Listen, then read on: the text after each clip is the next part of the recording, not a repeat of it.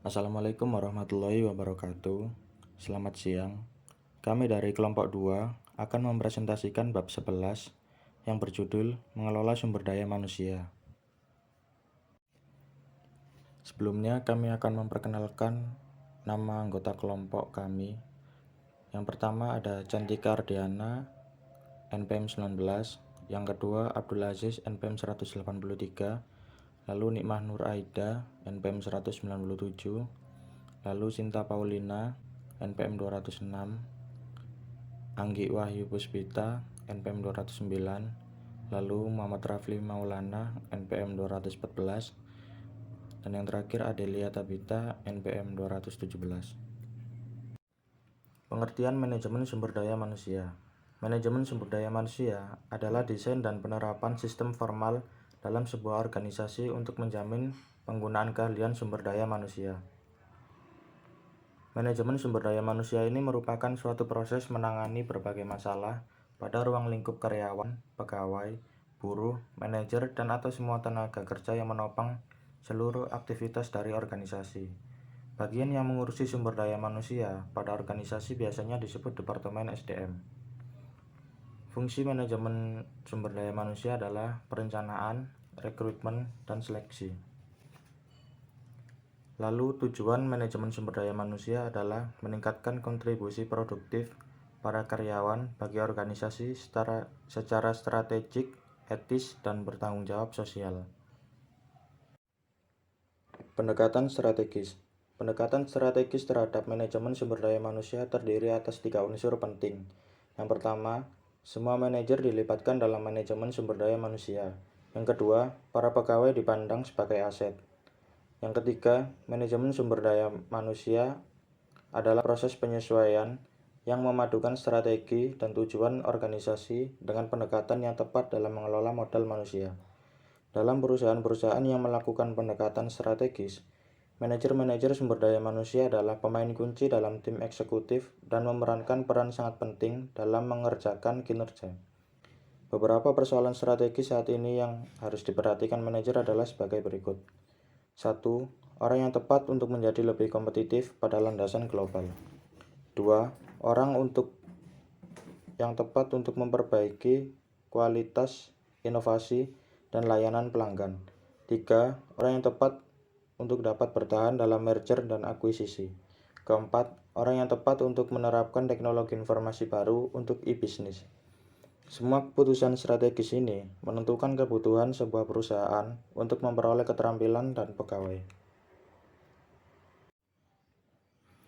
Membangun modal manusia untuk menggerakkan kinerja. Keputusan strategis berhubungan dengan pertimbangan sumber daya manusia. Dalam banyak perusahaan, terutama perusahaan-perusahaan yang mengandalkan informasi, kreativitas, pengetahuan, dan pelayanan pegawai daripada yang mengandalkan mesin produksi, kesuksesan bergantung pada kemampuan untuk mengelola modal manusia. Modal manusia atau human capital adalah nilai ekonomis dari perpaduan antara pengetahuan, pengalaman, keterampilan, dan kemampuan para pegawai. Untuk membangun modal manusia, manajemen sumber daya manusia mengembangkan strategi-strategi untuk mencari orang-orang terbaik, meningkatkan keterampilannya, dan pengetahuan mereka dengan memberikan program pelatihan dan peluang bagi pengembangan diri dan profesional, dan memberikan penghargaan yang sesuai pada orang-orang atas kontribusi mereka terhadap organisasi. Yang ketiga, globalisasi. Manajemen sumber daya manusia internasional atau International Human Resource Management secara spesifik berkenaan dengan kompleksitas yang bertambah dan dihasilkan dari pengorganisasian dan pengelolaan orang-orang yang berbeda dalam skala global. Penelitian dalam IHRM, manajer-manajer membutuhkan tingkat sensitivitas budaya yang tinggi, serta kemampuan untuk membuat dan menyampaikan kebijakan dan praktik untuk budaya-budaya yang berbeda. Sifat karir yang berubah-ubah. Dalam kontrak sosial yang lama antara organisasi dan pegawai, pegawai dapat mengontribusikan kemampuan pendidikan, kesetiaan, dan komitmen serta mengharapkan balasan yang akan diberikan perusahaan berupa upah dan keuntungan. Penyusutan karyawan, pengalihdayan karyawan, dan restrukturisasi telah mengarah pada penghapusan banyak jabatan dalam sebuah organisasi. Para pegawai yang masih setia mungkin akan merasakan ketidakstabilan. Para individu bertanggung jawab untuk mengembangkan keterampilan dan kemampuan mereka sendiri, memahami kebutuhan bisnis majikan mereka, dan menunjukkan nilai-nilai mereka pada organisasi majikan. Sebaliknya, berinvestasi dalam peluang pelatihan dan pengembangan kreatif sehingga orang-orang dapat lebih mampu untuk dipekerjakan ketika perusahaan tidak lagi membutuhkan jasa mereka. Tantangan penting manajemen SDM adalah merevisi, evaluasi kinerja, kompensasi dan praktik penghargaan yang sesuai dengan kontrak sosial. Kontrak sosial yang berubah-ubah contohnya adalah kami tidak bisa menjamin seberapa lama kami akan bisa terus berbisnis. Kami tidak bisa menjamin bahwa kami tidak bisa diakuisisi. Kami tidak bisa menjamin bahwa akan ada kenaikan jabatan. Kami tidak bisa menjamin bahwa pekerjaan Anda masih akan ada ketika Anda mencapai usia pensiun. Kami tidak bisa menjamin bahwa akan tersedia uang bagi masa pensiun Anda.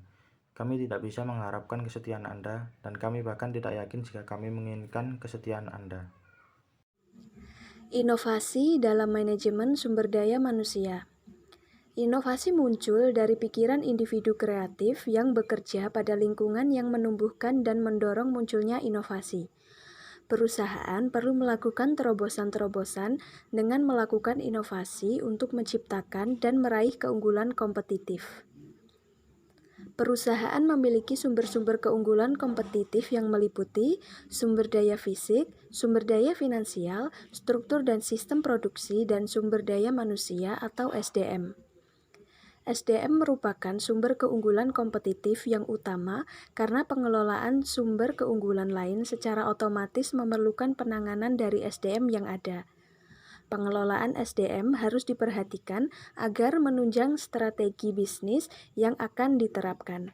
Karena jika praktek pengelolaan tersebut mendukung strategi bisnis perusahaan, akan memberikan konstruksi dalam menciptakan keunggulan kompetitif. Perencanaan sumber daya manusia.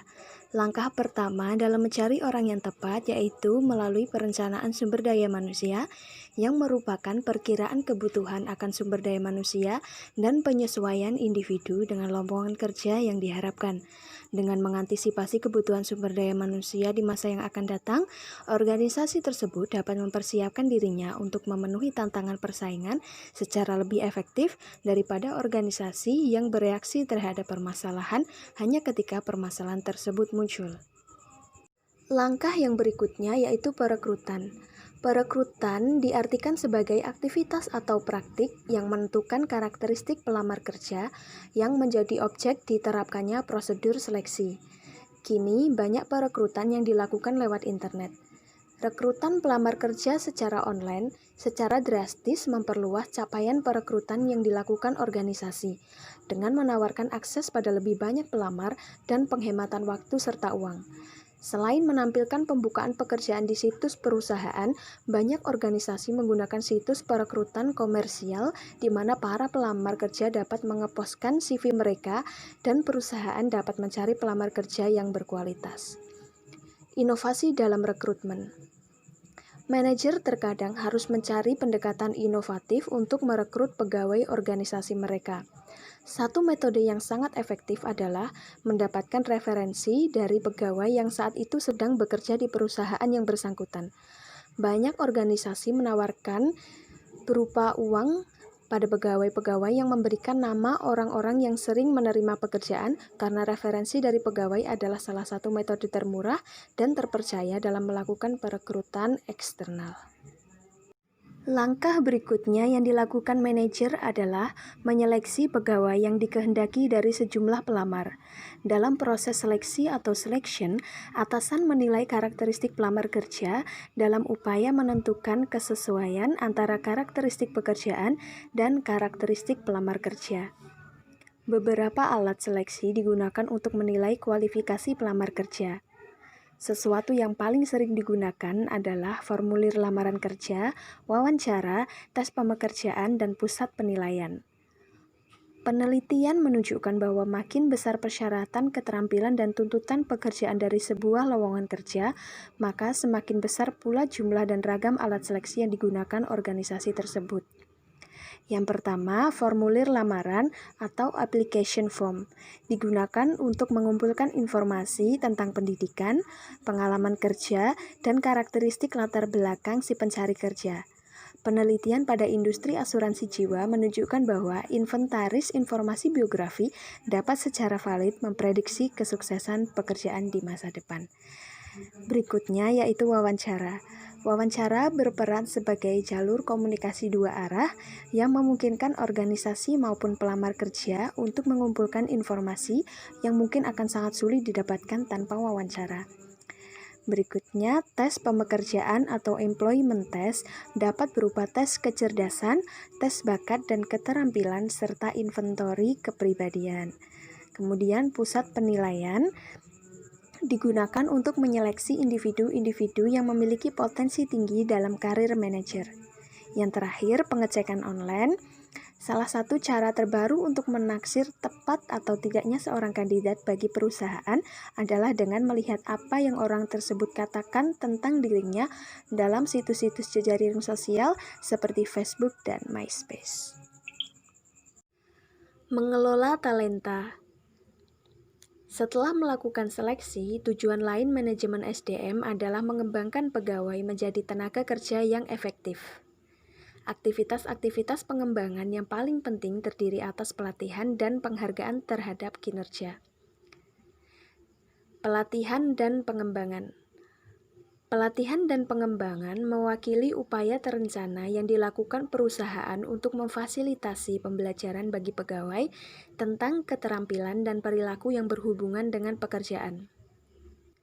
Beberapa metode pendekatan dalam pelatihan dan pengembangan diantaranya yang pertama, pelatihan saat bekerja.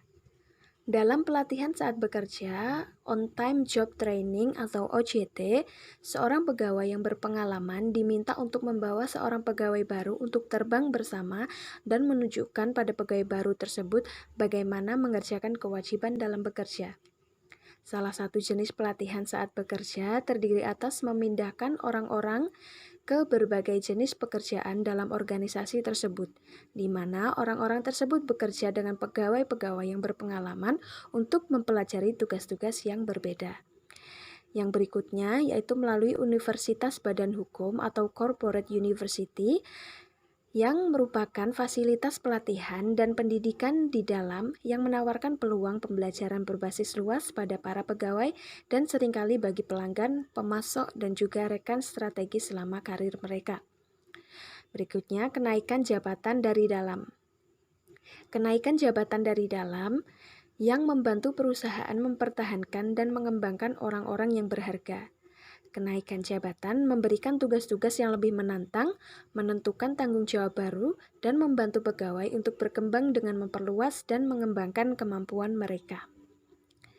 Yang terakhir, mentoring dan bimbingan.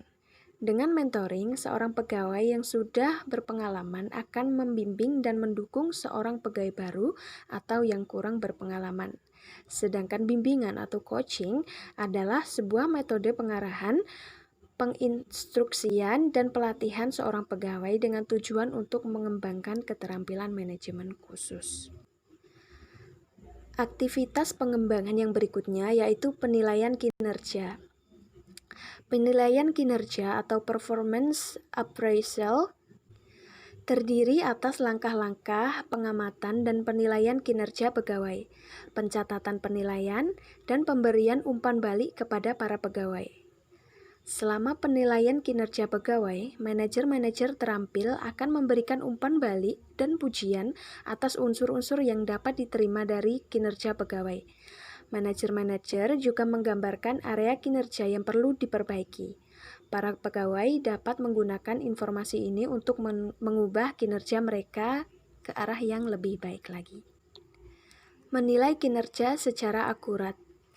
Tren terkini dalam penilaian kinerja disebut dengan umpan balik 360 derajat, yaitu sebuah proses yang menggunakan lebih dari satu penilaian, termasuk penilaian sendiri, sebagai cara untuk meningkatkan kesadaran akan kekuatan dan kelemahan serta untuk membimbing pengembangan pegawai.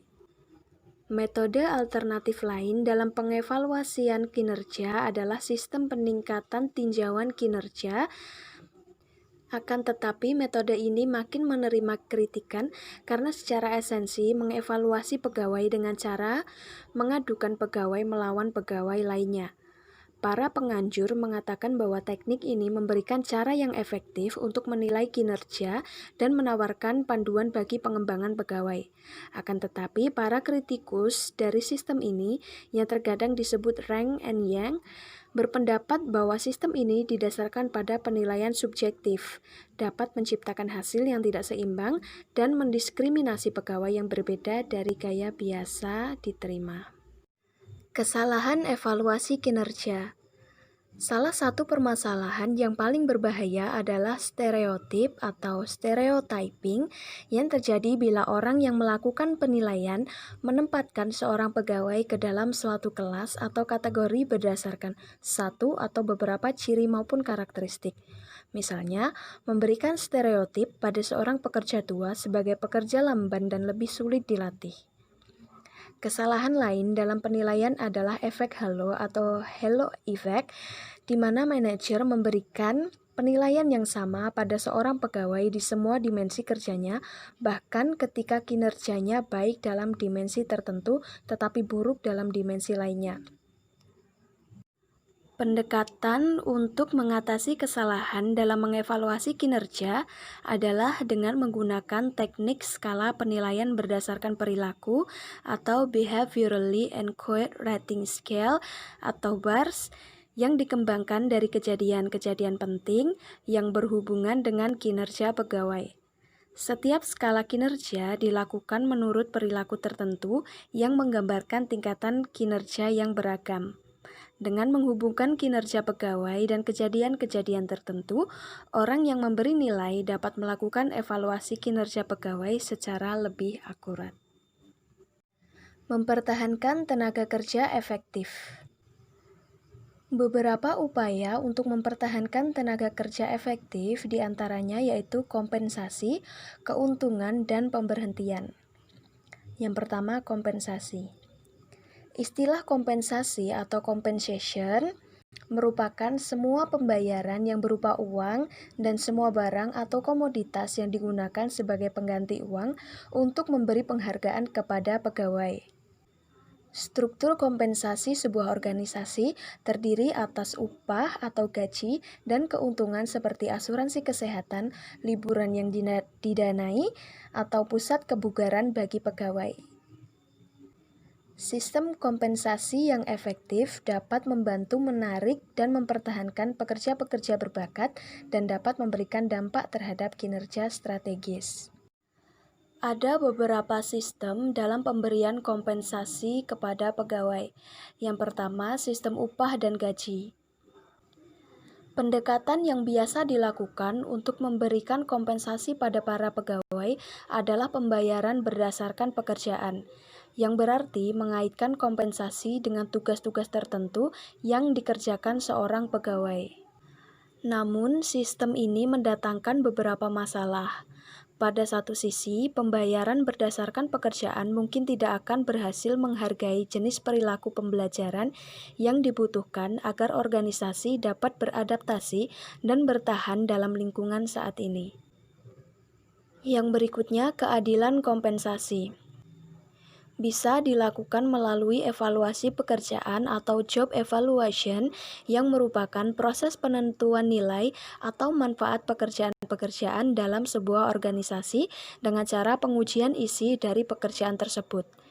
Teknik evaluasi pekerjaan memungkinkan manajer untuk membandingkan pekerjaan yang serupa dan yang tidak serupa untuk menentukan angka pembayaran yang adil, yaitu angka pembayaran yang dianggap adil oleh pegawai jika dibandingkan dengan angka pembayaran yang diberikan untuk jenis pekerjaan lain di organisasi tersebut. Yang terakhir, bayaran untuk kinerja. Pembayaran untuk kinerja atau pay for performance yang juga disebut dengan pembayaran insentif adalah mengikat setidaknya bagian dari kompensasi pada upaya dan kinerja pegawai, baik itu dengan pembayaran berbasis kepatutan, bonus, insentif tim, atau rencana pembagian pendapatan atau pembagian keuntungan lainnya. Dengan strategi ini, pegawai memiliki sebuah dorongan untuk membuat perusahaan menjadi lebih efisien dan lebih dapat mendatangkan keuntungan, karena jika tujuan-tujuan tidak tercapai, maka tidak ada bonus yang mereka dapatkan. Langkah berikutnya untuk mempertahankan tenaga kerja efektif yaitu melalui keuntungan. Beberapa keuntungan diharuskan oleh undang-undang seperti jaminan sosial, kompensasi pengangguran, dan kompensasi pekerjaan. Sedangkan jenis keuntungan lainnya seperti asuransi kesehatan, liburan, dan hal-hal seperti penitipan anak di tempat kerja atau pusat kebugaran tidak diharuskan oleh undang-undang, tetapi disediakan oleh organisasi untuk mempertahankan pegawai-pegawai efektif. Berikutnya, pemberhentian. Manfaat pemberhentian dalam mempertahankan tenaga kerja efektif adalah berupa manfaat ganda. Yang pertama, pegawai yang kinerjanya memang buruk dapat Anda keluarkan. Pegawai produktif seringkali tidak menyukai pegawai berkinerja buruk dan menyusahkan yang tetap diizinkan bekerja di perusahaan dan menerima bayaran serta keuntungan yang sama dengan yang ia terima. Kemudian yang kedua, atasan dapat menggunakan wawancara keluar sebagai alat sumber daya manusia yang berharga, baik jika pegawai keluar secara sukarela maupun karena dipecat. Wawancara keluar atau exit interview adalah wawancara yang dilakukan pada pegawai-pegawai yang akan keluar untuk mencari tahu alasan mereka pergi. Manfaat dari wawancara keluar adalah memberikan cara yang tidak memakan banyak biaya untuk mengetahui ketidakpuasan dalam organisasi dan karenanya bisa mencari cara untuk mengurangi perpindahan karyawan di masa depan. Baik teman-teman, sekian materi bab 11 yang dapat kelompok kami sampaikan. Mohon maaf apabila ada kesalahan. Wassalamualaikum warahmatullahi wabarakatuh. Assalamualaikum warahmatullahi wabarakatuh. Di sini saya akan menjelaskan bab 12 mengenai mengelola keberagaman. Sebelumnya, perkenalkan dulu nama anggota kelompok kami. Yang pertama ada saya sendiri, Cantika Ardiana Novita, NPM 19. Yang kedua ada Abdul Aziz, NPM 183. Yang ketiga ada Nikmah Nur Aida, NPM 197. Yang keempat ada Sinta Paulina, NPM 206.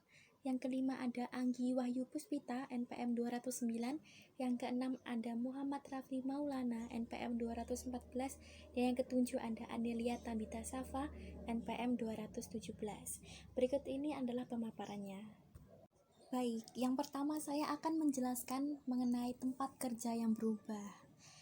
Jadi semua orang yang memiliki latar belakang yang berbeda, baik itu bahasa, suku, ras, dan lain-lain, oleh karena itu, pasti akan terbawa pada saat ia bekerja.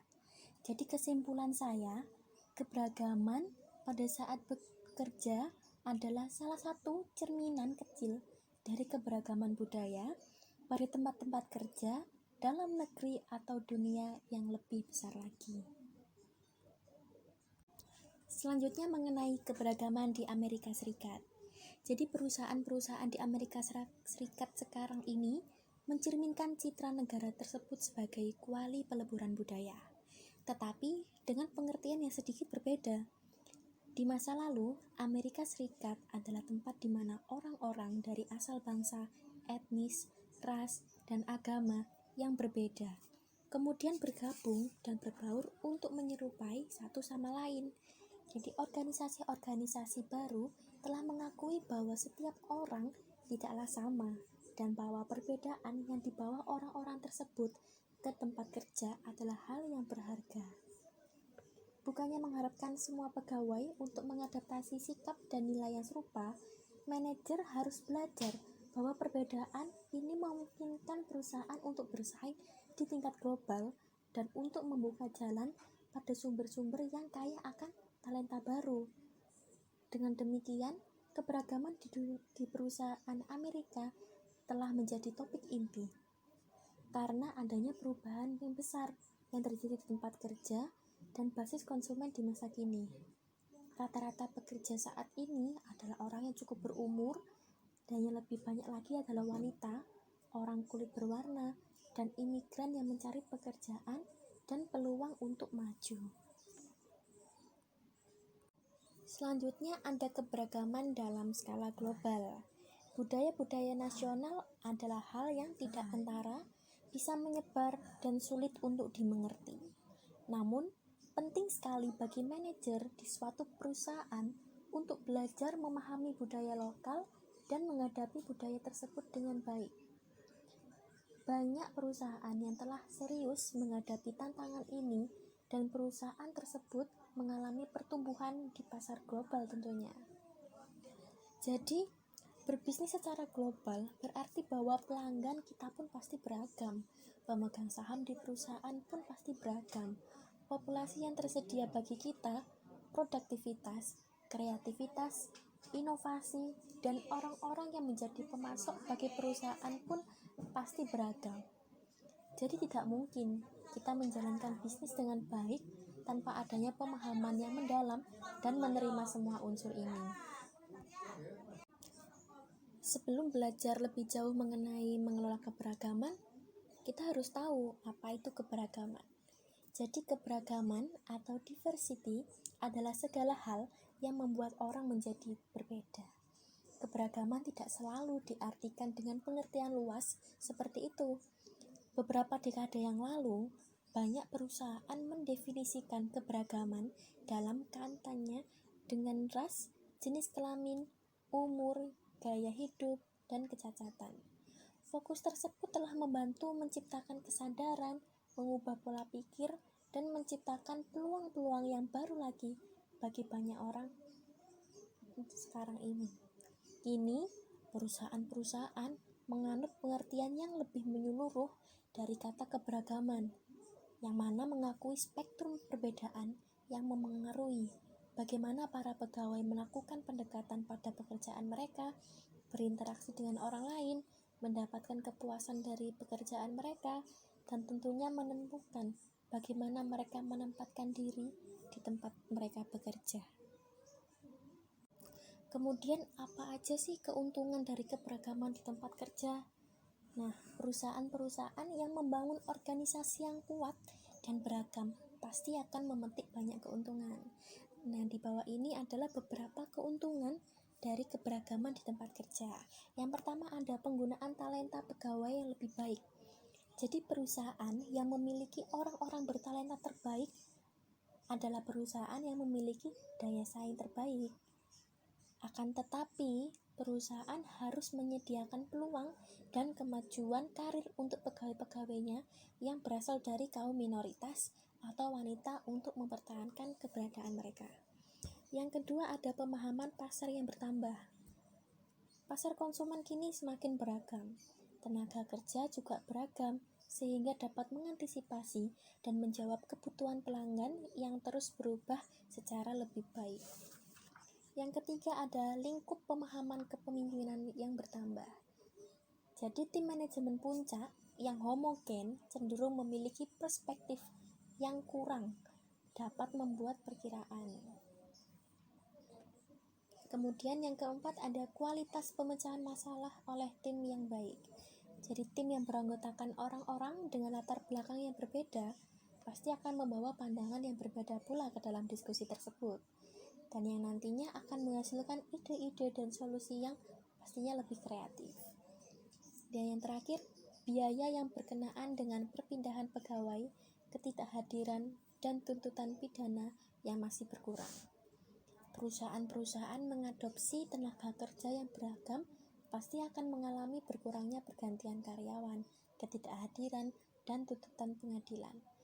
Maka, dengan tanggung jawab terhadap keluarga, pasti akan berperan pada terjadinya pergantian pegawai dan ketidakhadiran banyak perusahaan sekarang ini yang menawarkan keuntungan penitipan anak dan penitipan orang tua, penyusunan jadwal kerja yang fleksibel, telecommuting, dan pekerjaan paruh waktu untuk mengakomodasi tanggung jawab para pegawai rumah. Jadi, dari seluruh keuntungan-keuntungan yang beragaman tadi, hal yang paling penting bagi semua organisasi, tetapi juga merupakan sesuatu yang genting bagi agen-agen seperti Biro Federal, Bureau of Investigation atau FBI, seharusnya berusaha keras untuk menjaga keamanan masyarakat dalam dunia hari ini yang kompleks dan multikultural.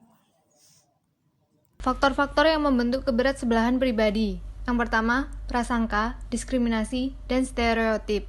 Prasangka adalah kecenderungan untuk melihat orang-orang yang berbeda sebagai orang-orang yang tidak baik. Jika ada orang yang mewujudkan prasangkanya pada seseorang menjadi suatu tindakan, maka terjadilah diskriminasi. Meskipun diskriminasi terang-terangan, kini tidaklah sebanyak di tahun-tahun terdahulu. Keberpihakan di tempat kerja seringkali terjadi secara tidak kentara. Sedikitnya pilihan tugas, ketidakpatuhan bawahan pada perintah dari manajer yang berasal dari kaum minoritas atau tidak dipedulikannya komentar yang datang dari wanita atau kaum minoritas di dalam sebuah rapat. Sejumlah undang-undang federal dan negara bagian akan menghukum berbagai jenis diskriminasi.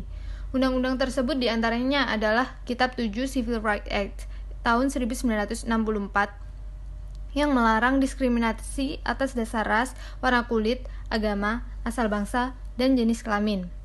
Equal Pay Act tahun 1963 yang melarang majikan untuk memberikan upah yang berbeda pada pria dan wanita secara esensi memperkerjakan pekerjaan yang sama dan kondisi yang serupa. Americans with Disabilities Act yang melarang diskriminasi terhadap orang cacat. Age Discrimination in Employment Act yang melarang diskriminasi terhadap individu yang berusia 40 atau lebih. Stereotip, yaitu keyakinan yang kaku, berlebih dan tidak rasional mengenai suatu kelompok atau orang-orang tertentu. Agar berhasil mengelola keberagaman, seorang manajer harus menghapuskan stereotip berbahaya dari pola pikirnya dengan menggugurkan segala keberpihakan secara negatif memengaruhi tempat kerja.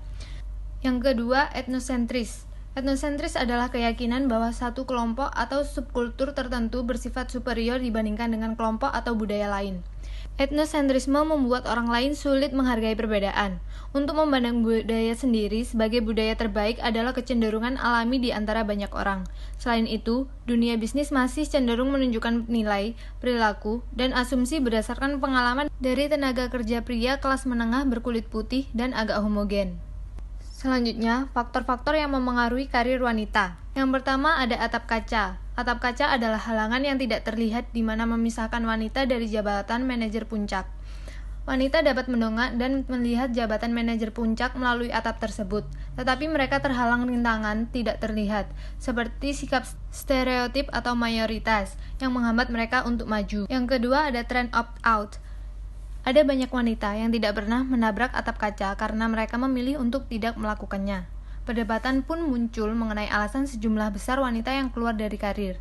Para penganjur opt-out mengatakan bahwa wanita memutuskan kesuksesan perusahaan tidaklah sebegitu pentingnya, hingga harus mengurangi perhatian pada keluarga atau pada diri sendiri, menghadapi stres yang lebih besar, dan menerima dampak buruk terhadap kesehatan. Selanjutnya, keuntungan wanita. Sebagian orang berpikir bahwa wanita mungkin sebenarnya adalah manajer yang lebih baik. Sebagian karena mereka menggunakan pendekatan lebih kolaboratif, tidak begitu hierarkis, dan berorientasi pada hubungan yang sesuai dengan lingkungan global dan multikultur hari ini. Seiring berubahnya sikap dan nilai dari generasi ke generasi, kualitas yang secara alami dimiliki oleh seorang wanita mungkin dapat mengarah pada pembalikan peran secara bertahap dalam organisasi. Yang terakhir, kompetensi budaya. Kompetensi budaya adalah kemampuan untuk berinteraksi secara efektif dengan orang-orang dari budaya yang berbeda. Berikut adalah langkah-langkah untuk menciptakan kompetensi budaya antara pegawai dengan cara membantu mereka untuk memahami, berkomunikasi, dan berinteraksi secara lebih baik dengan rekan-rekan kerjanya yang beragam.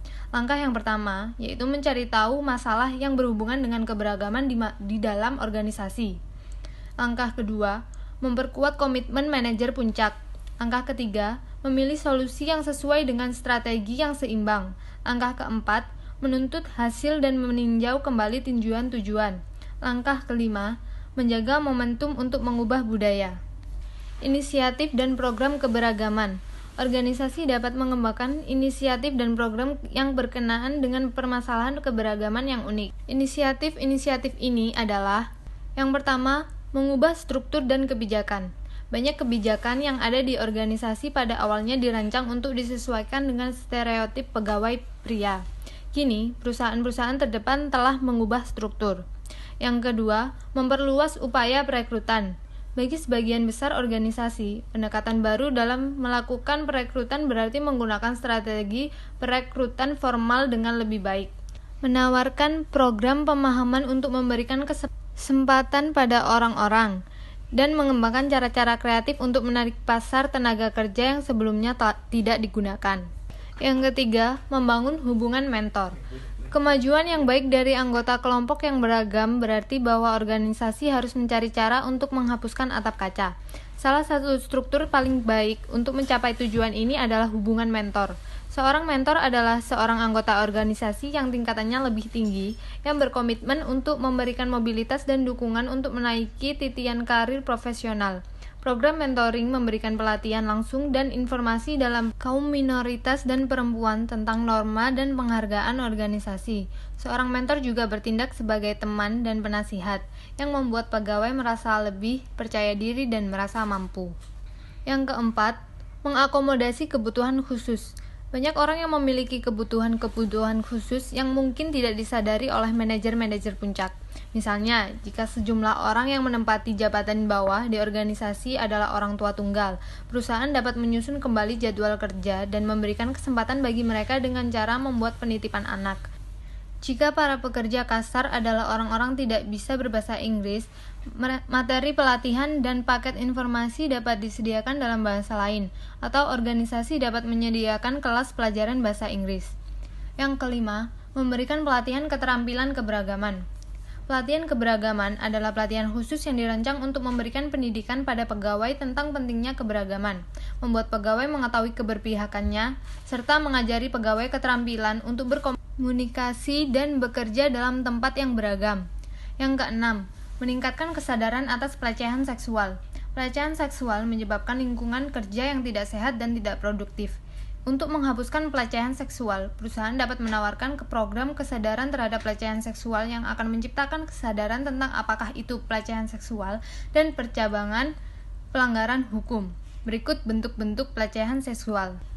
Secara umum, terjadi dalam bentuk perkataan dan tindakan, tidak pantas atau tidak sopan, permintaan dengan diiming-imingi hadiah, paksaan dengan ancaman hukum, kejahatan seksual dan pelanggaran hukum.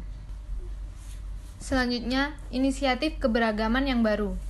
Yang pertama, tim multikultur. Multikultur adalah tim yang terdiri dari anggota-anggota dari latar belakang bangsa, ras, etnis, dan budaya yang berbeda, bahkan dapat memberikan potensi yang lebih besar untuk meningkatkan kreativitas, inovasi, dan nilai pasar global hari ini.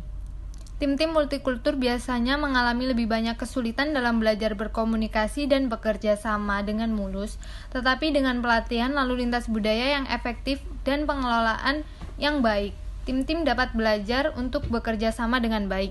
Yang kedua, kelompok jaringan pegawai. Kelompok jaringan pegawai adalah kelompok yang didasarkan pada identitas sosial, seperti gender atau ras, dan diatur oleh pegawai-pegawai untuk difokuskan pada perhatian pegawai di kelompok tersebut. Kelompok jaringan mengejar berbagai aktivitas, seperti rapat untuk memberikan pendidikan pada para manajer puncak, program monitoring, acara penjaringan, sesi pelatihan dan seminar keterampilan, program magang bagi kaum minoritas, dan aktivitas komunitas sukarela. Sebuah karakteristik penting dari kelompok jaringan adalah bahwa kelompok tersebut diciptakan secara tidak resmi oleh pegawai, bukan oleh organisasi, dan keanggotaannya bersifat sukarela. Sekian presentasi dari kelompok kami. Maaf bila ada salah kata. Wassalamualaikum warahmatullahi wabarakatuh.